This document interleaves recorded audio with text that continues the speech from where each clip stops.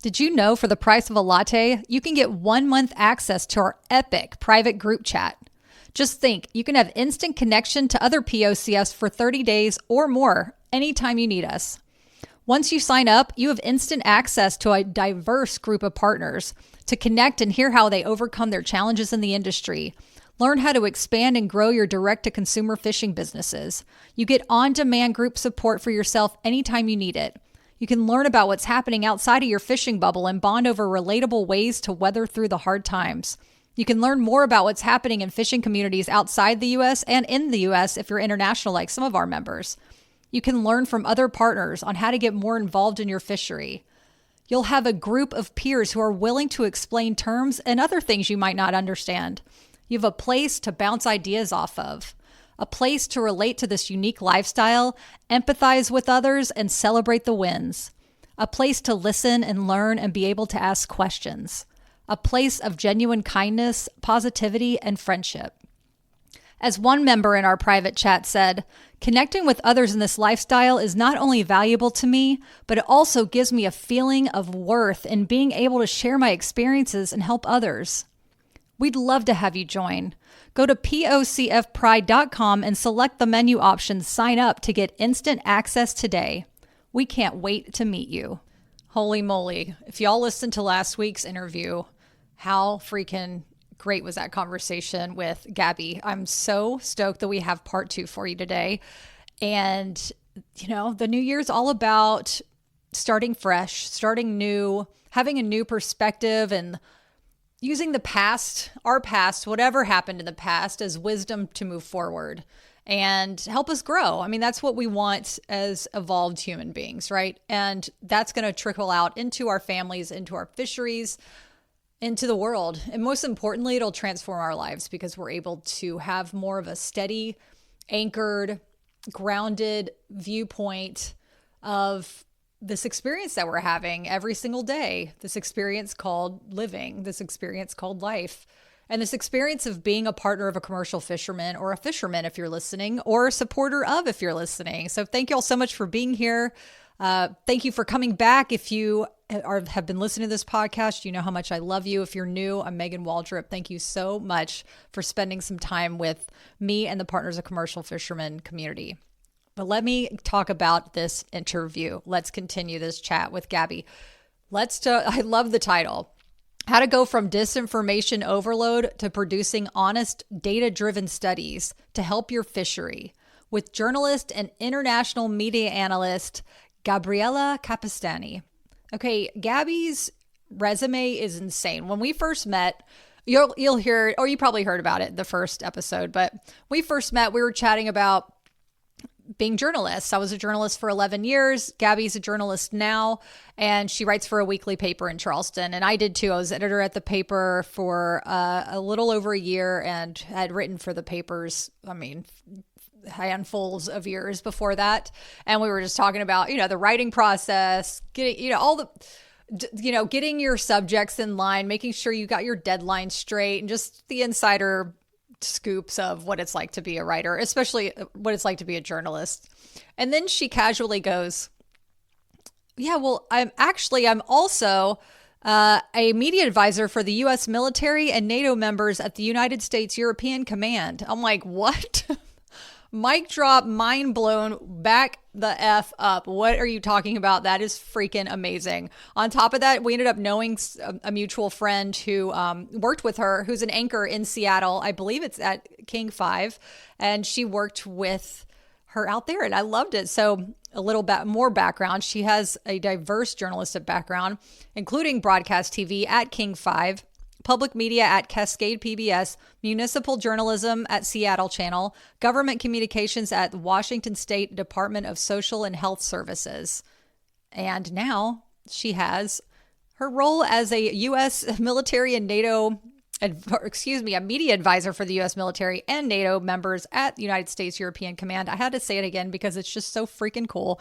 And then on the side, she picks up freelance work as a cuisine writer for the Charleston City paper. Well, she doesn't pick it up. She's the actual cuisine writer at Charleston City paper. Whew, it is like, go freaking girl. And what I really loved about our conversation was how honest we are talking about.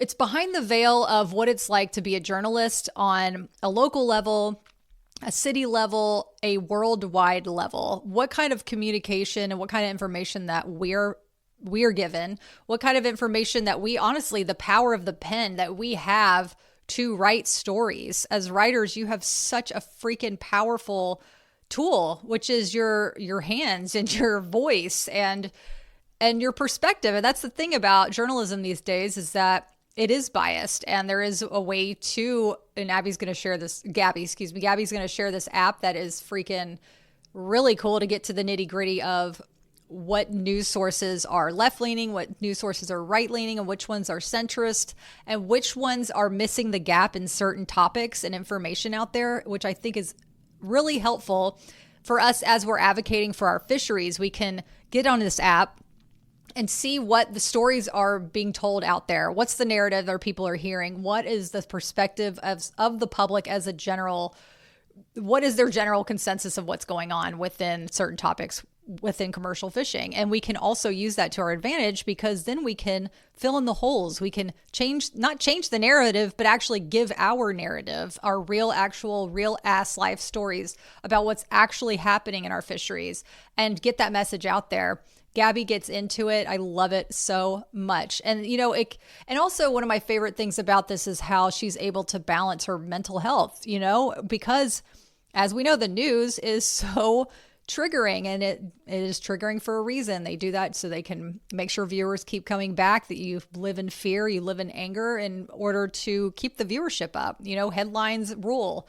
There's how many people are actually reading the actual stories, and then who are the actual people being cited in the stories? What are the sources? But there's a highlight to all this, and that's being grounded, finding our way through this. That app that she mentions is going to be super helpful. I'll link it in the show notes.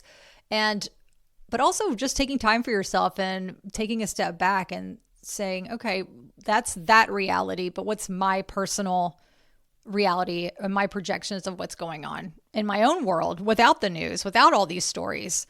And I know, and I've said this before and I'm going to say it again, Gabby will have some amazing, and already had some great takeaways. Please listen to the first interview if you haven't yet. But she's going to have some great takeaways for us to learn how to share data and knowledge between our fishing communities, scientists, environmentalists, government officials, and academics to understand each other and reach our common goal for healthy oceans to share with generations to come. This is our 2025, y'all. We are coming into this year with so much courage, with so much confidence, and with joy and ease and play. Let's have fun while we do this. And by this, I mean existing in our fisheries and existing as human beings on this life. Like, nobody's taking tabs to make sure that we're, you better be working 8 hours a day on your days off or whatever. On your days off, you better be doing something productive. It's like, no, actually, where can we not work so hard? Where can we not try and force things so much? This conversation with Gabby is going to be super helpful with that. I hope y'all enjoy.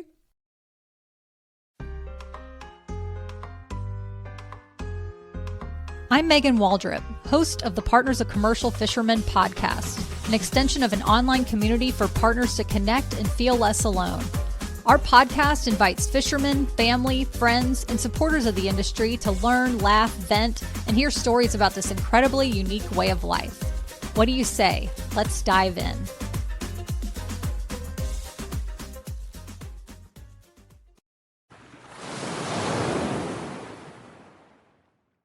Okay, so I feel like we got a lot of great background on this, but I'd love for you to maybe dive in and tell us what makes your approach unique to other people who might be in your position.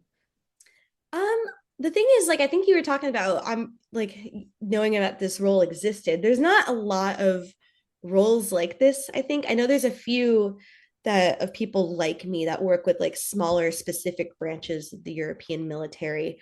But when I think about me being in this role, I think about, the real world experience I have. I might not be, what's interesting about this role is you have a combination of it's a little more relaxed, it's analytical journalism, but it's also kind of a breaking news environment in a way, not maybe as rushed as like a TV station, but you're still having to, I'm at the whim of world leaders essentially, I can't send my stuff off until 10 p.m. Eastern at the very earliest, because it's my responsibility to make sure my product is informed until that point.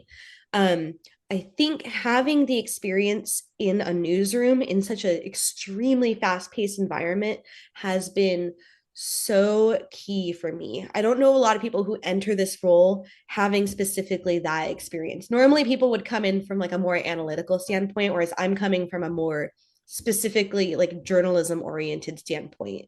And my background for this role came just from my studies and from my time in Europe.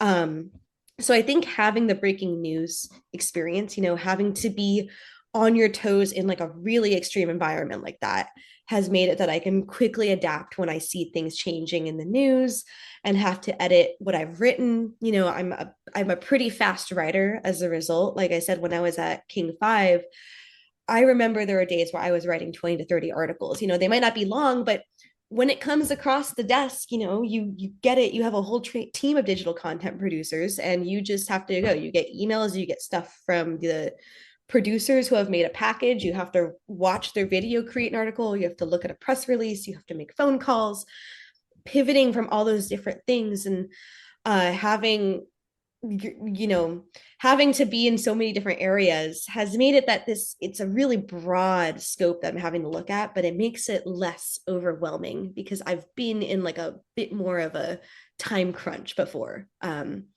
So it might be overwhelming in scope and subject matter, but I feel like I have that broadcast background to bring to Yeah. it.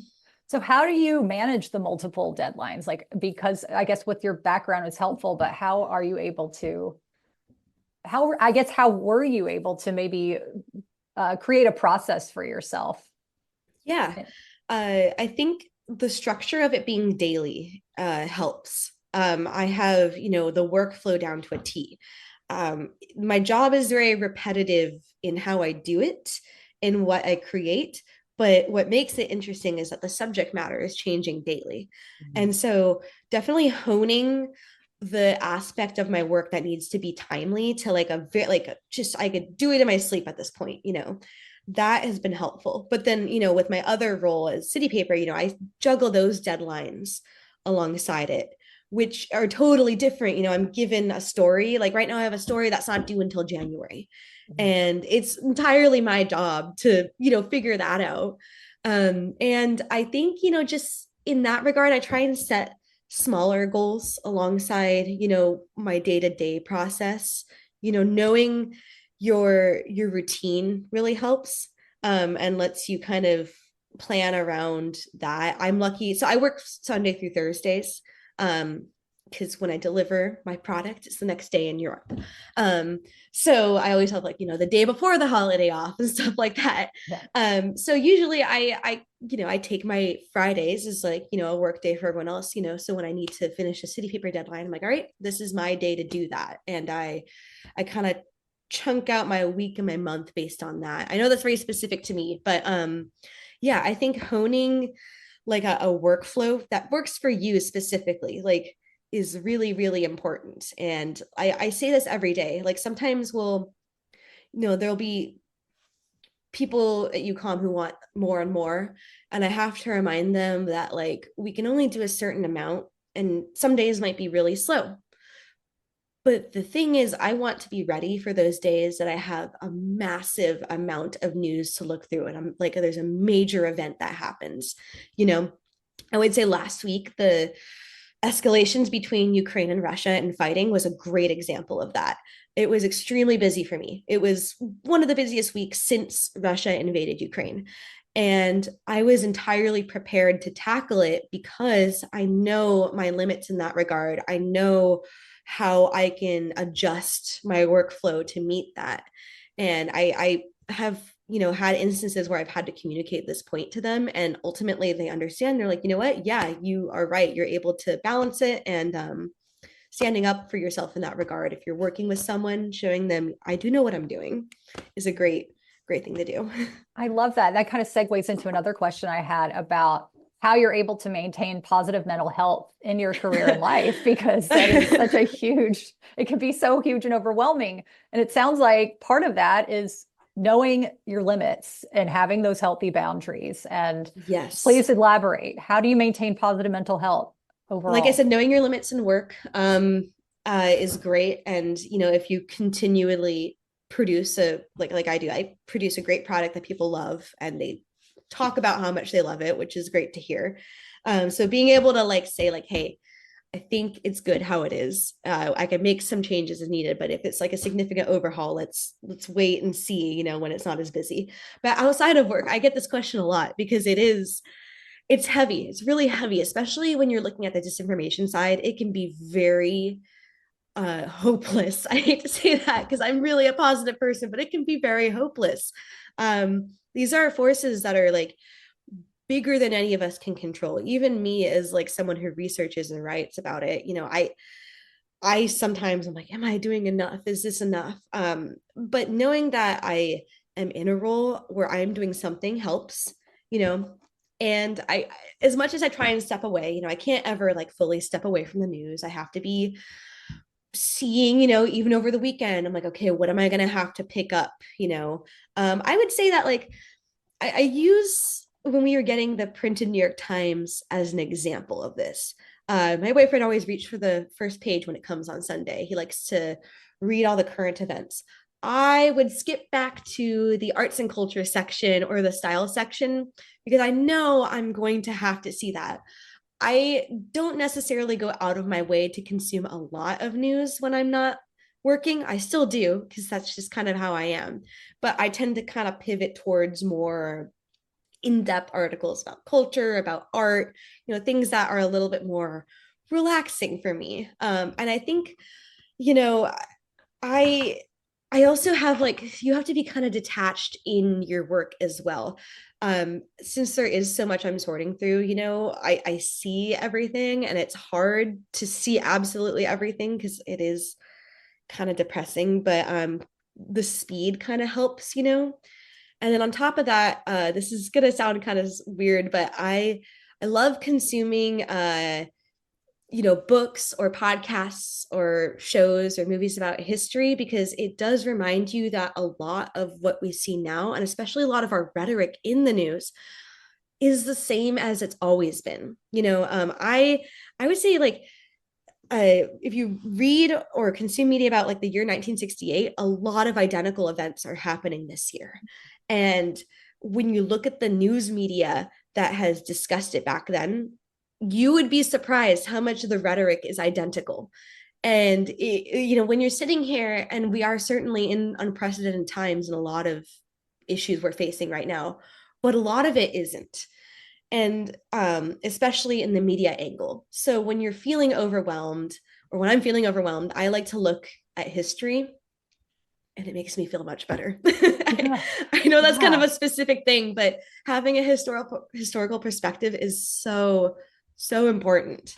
I love this. And because I know so many people in my community and the commercial fishing community definitely feel overwhelmed and can feel like there is doom and gloom everywhere, and Yes. how do we save ourselves? How do we save our neighbors? How do we save our fisheries? Like it just becomes the environment. Like you're like, how do I save the world? It Oh yeah. becomes overwhelming. And I love your point of realizing that the fact that you're doing something is helpful. The fact that you're Mm-hmm. actually putting that intention and that energy out there does make a difference in some way. That is how we can all make a difference within our communities and with our healthy oceans, is to keep that in mind. It's like we don't have to take on everything. It's not even possible for us all. We just have to all do our individual Yes. heart-led, honest, transparent, beautiful types of, I guess what I want to say is any kind of actions that we want to move forward and help spread that message of really kindness and love. And here's what I've learned, and here's how we can work together, and how can we reach these similar goals? Because at the end, really, our goals are similar as a human race. We Yes. all want to have joy. We want to have a beautiful earth. We want to have a healthy earth. We want to be healthy ourselves, and we can get there. And it's learning how to communicate that and just not giving up in Absolutely. that way. And I love Yes. that, what you were saying. That makes so much sense. And speaking of, I'm like bouncing around here, but wanted to know, because you're, as you said, you gather all the information and then you figure out the broad theme and then you do your analysis. At that top point, at that first intro point of gathering that info, how do you stay up to date? Is it Google? Is it different search engines? How do you filter in the news? Like, is it to the most populated search engine in a certain part of the world? That is where you Yeah. gather. Yeah. I use Google. There's Yeah. different search methods for open source research that you can use to, using quotation marks or different commands in Google News to hone your search a little bit. And then from there, like I've created like a keyword list that lead me towards what I'm searching for. In terms of like what I give people, what I've had a lot of questions about now is like, how can, someone day to day kind of stay informed in an effective way? I've thought about this a lot because it is kind of overwhelming.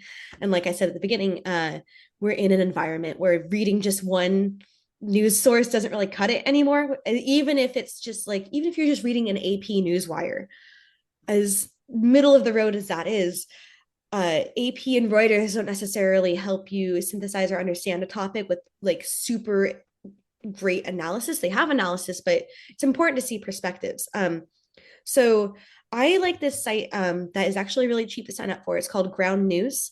It's fantastic. I think you can get a subscription for just a few dollars a month, like two or three. So because the way we need to move forward is looking at the broad perspective, but people don't have the time or the energy to do that every way. That's literally why I exist in my role, is because the top commanders in Europe can't be looking at like spending hours looking at this. And how do we expect our average person to be doing that too, especially when you don't have a media background? Ground News is great because it kind of does a version of what I do. You can go through your news feed, select what's important to you, and you can swipe through. Each story will have three different headlines on the topic. It will have a right leaning, a center, and a left leaning headline. And it will show you the breakdown if it's a blind spot for the right or left, based on the amount of coverage, and show you down below as well which outlets have covered this.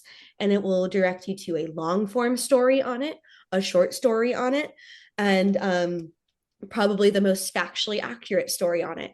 So if you want that work to be done for you, or, in social media, we're just seeing the headlines anyway. Why not, for a few minutes a day, pivot to this app where you can see all of the headlines on every topic very quickly and have it summarized for you pretty concisely. And if you want to read more, it will direct you to the best place to read more about it. It's a Oh, that's fantastic tool that I think is super underrated, and I've been trying to get the word out about it more. So I think, like, for me, I think, on a day-to-day basis, that's kind of how I get up to date if I don't want to dive in too much. And it's great. It's a great way to also just kind of learn media literacy, because once you see the differences in different headlines and the outlets, and you start to learn about outlets too, you're like, well, I didn't know this outlet published from this perspective more. And it just causes you to question, when you see the sites on Facebook, it causes you to question the source a little bit more often. Be like, oh, I've seen this source on Ground News and they don't really give it a super favorable rating. Okay, I'll remember that. It's a great way to very quickly train yourself to spot these things, which I think is going to become increasingly important in this world. So wow. Groundnews.com.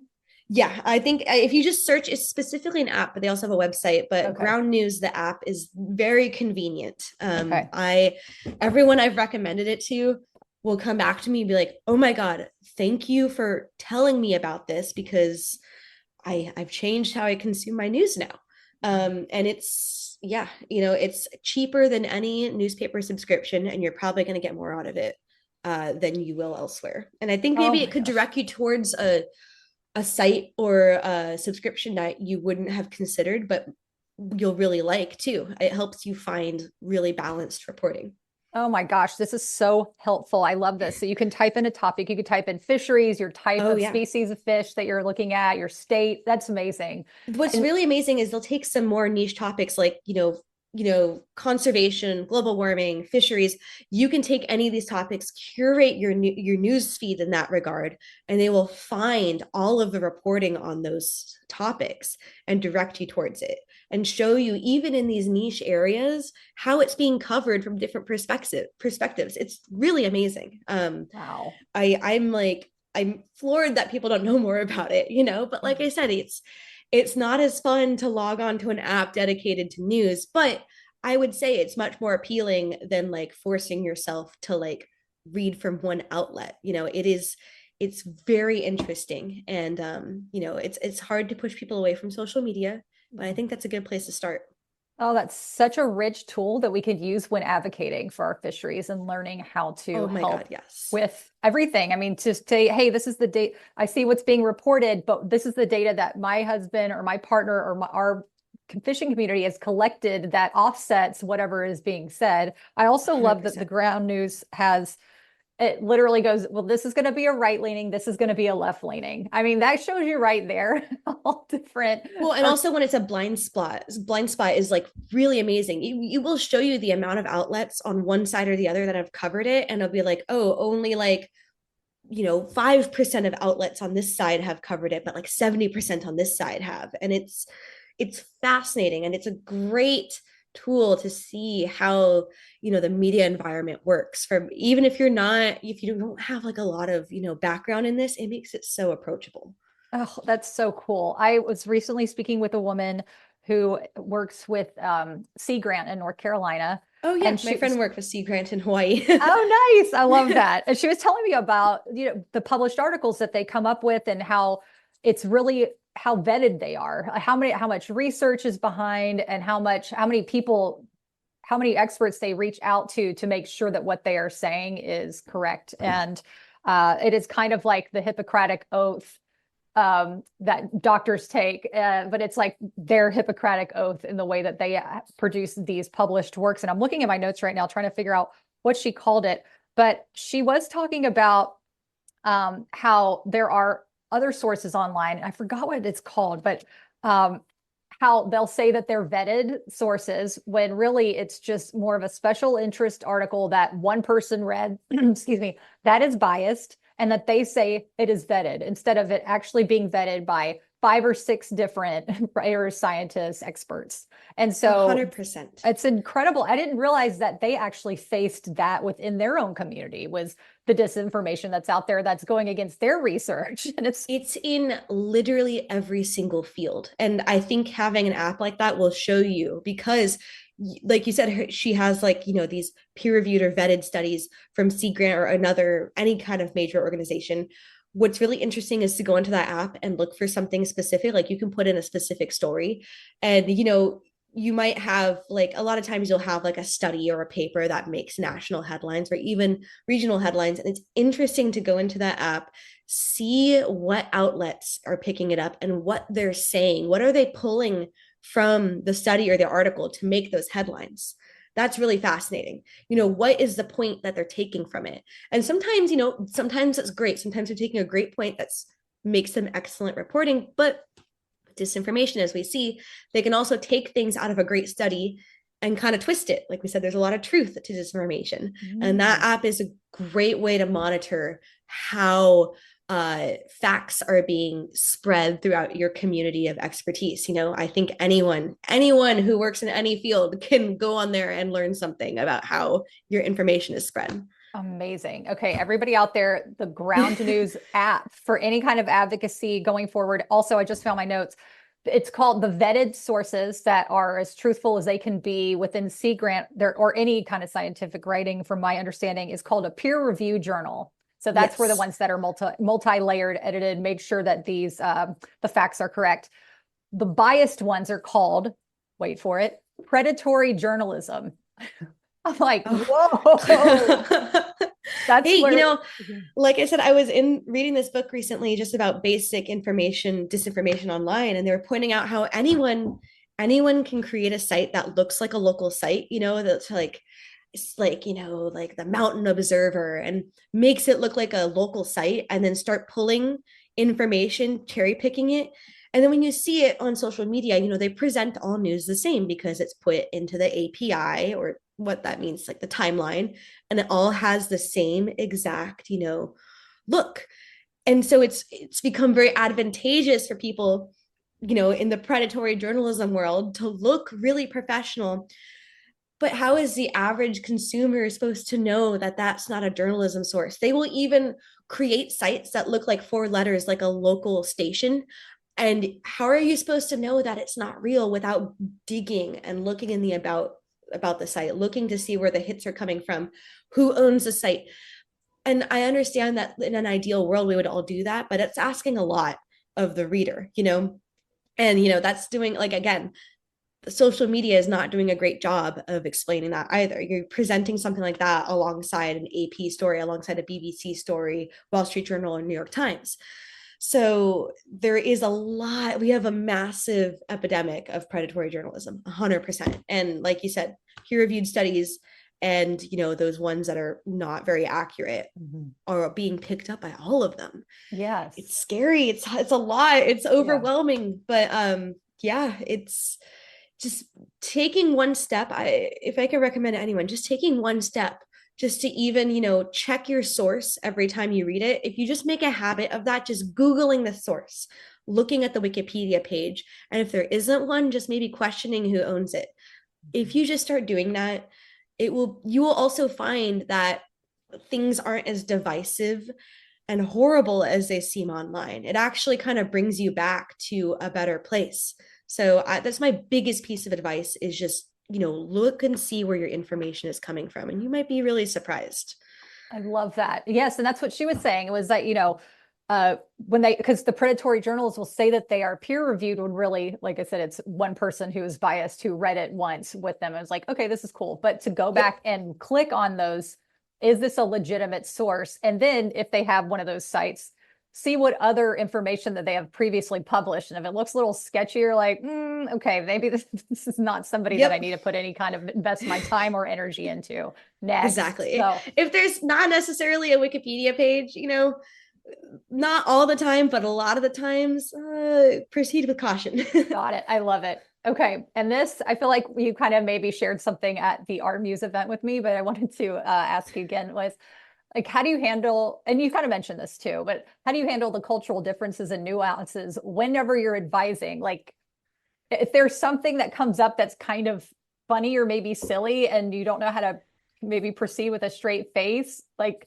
hey, people are really into twerking, and you have to say this to NATO officials. Like, do you have an example of something that you I think the one I told you about at Alt Muse was there was a time when the war in Ukraine first broke out, where I had to explain in my analysis what a shit post was. Because there was this rise in there's a lot of, Twitter is a really popular source for AI Russian bots, or just disinformation Russian accounts to work in. And people decided to kind of overcome this by sending memes back. And like, there's a lot of different tactics for trying to get at these, like, AI, or like bots, or what they call it on Twitter. And the concept was to like flood them with shit posts, like really stupid memes about, international affairs. And this became, I remember there was one day, this was the top story. And I was like, well, I just have to, like, I literally was like, I know, as much as like I'm advising people who are like very buttoned up military people, like I said, we're all human. They understand that I'm human. I need to enter this from a professional standpoint, but I got to show them what's out there, and I have to tell them, what is a shit post if they're not familiar with it? Why is this effective? Because ultimately, there was a cultural phenomenon, and it was happening enough so people in Europe were seeing this as a top story. And if you just take it seriously, because it was serious, they'll take it seriously, and it didn't lessen my credibility at all. In fact, I think they like, as far as I know, they appreciate the fact that I have such a diverse perspective on like what is being seen online. When you are confident and sure of the stuff that you're presenting, it is taken seriously, even if there's like a little bit of humor to it, which I think that's okay sometimes, you know? Yeah. Um, so be it if it's like a silly topic, but you still have to approach it the same way that you approach missiles being fired, which is kind of a crazy concept, but it was like almost like a nice slight break in like the doom and gloom when there's Yeah. something slightly positive in that regard. It's like, hey, here's Yeah. something interesting that's happening online that you guys might not be seeing, but Yeah. it looks like it's effective and it's That's making news. Number one, it's making news. yeah, that's awesome. I love that. Thank you for sharing that. That's what I couldn't remember. I love that story. Okay, this is one of our last questions. This has been such an incredibly engaging to my heart, soul, and mind conversation. I really, really loved talking to you and just talking to what you and your spirit is just so Thank you. bright. You're a light in this world and also just incredibly smart. And it's just such a joy to be able to bond with you for Zoom and for my community. And also personally as a writer, I really love talking with you about any of that. The written word is just such a powerful thing. And the spoken word is such a powerful thing. And we all So cool. have those tools. We all can do that, whether we are journalists, writers, anybody in the world. If you have the gift and the ability to speak and write, you can make a difference. And there's ways to do that in many ways. And it starts with your heart. And I love this. So would love Thank to you. know, after all that we've just discussed, and with throughout your career in the specific niche, what's the biggest lesson that you've learned throughout this process? Um, I think the biggest lesson that I've learned is kind of, I think I've said it a few times while we're talking, but just pause while you're consuming online. If there's a reason these things are easy to access, and it's not all bad. In fact, I think social media can be a great tool. It's just more often abused by people who have a lot of power and influence, or people who want to spread a specific message. And that's not to say you need to be skeptical of absolutely everything, but I just want to caution people that when you're scrolling and when you see a headline, I think 95% of people are just going to look at the headline and say, oh, okay, now I know the news. But even in my work, when I look at a headline on Reuters or AP, taking the most neutral sites, and you read into it more, you get so much more rich information that makes you a more informed citizen. So you can, instead of saying like, oh, I saw that this thing happened, the full picture. And a lot of times, something that seems like obvious or will upset you, when you read the context, it makes a lot more sense. And it makes our world a lot less daunting. I think we've really strayed away from the deeper consumption. And I think, with the whole idea is your attention on apps needs to be on the further scrolling, and if you just step away and read about something you're interested in. If you read like one article a day, even from like a generally trusted news source, you are doing more than most people are doing in the world to be an informed citizen. It's hard to get in the habit. I understand. It's a lot easier to, I love scrolling Reddit, I understand.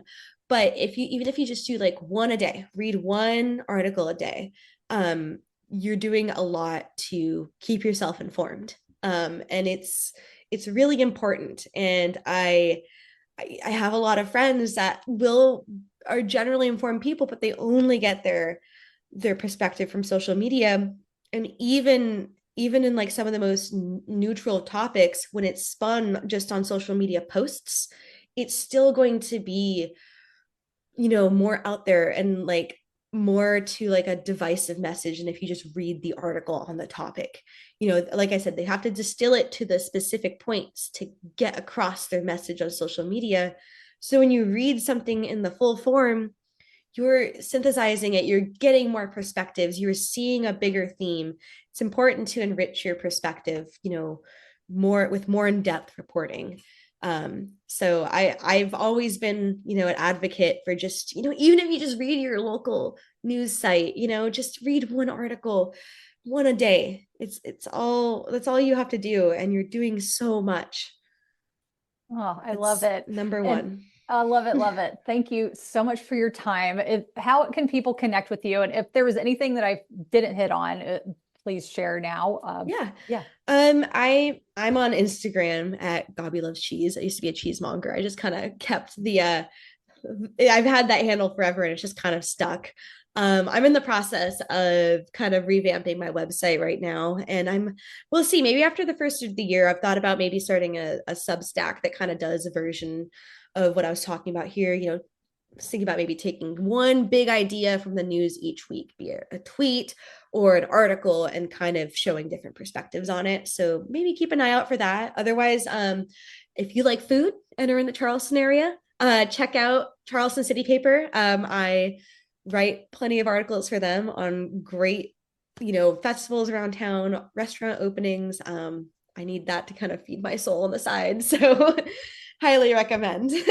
I love that. Yeah. And we bonded too, well, on the journalism, but I had read your piece before I even met you. It was on a non-alcoholic tasting, non-alcoholic espresso martinis that were popping up around Charleston. That's right. I literally was recommending it to you and you're like, wait, I just read that. So yeah, I love, you know what? I love learning. I love learning from other people. And I think that's like part of the reason I'm in this job. I think people who love learning and love consuming more and understanding, we need more of that in the world. So that's why I loved talking to you there and love hanging out with you on Zoom today. Oh, me too. This has been so rich. And thank you for adding all the richness into the world.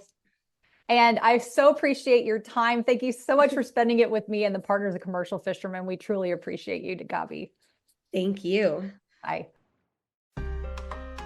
Thank you so much for listening. To support our community, I'd so appreciate it if you'd tap the subscribe button to this podcast or write a review.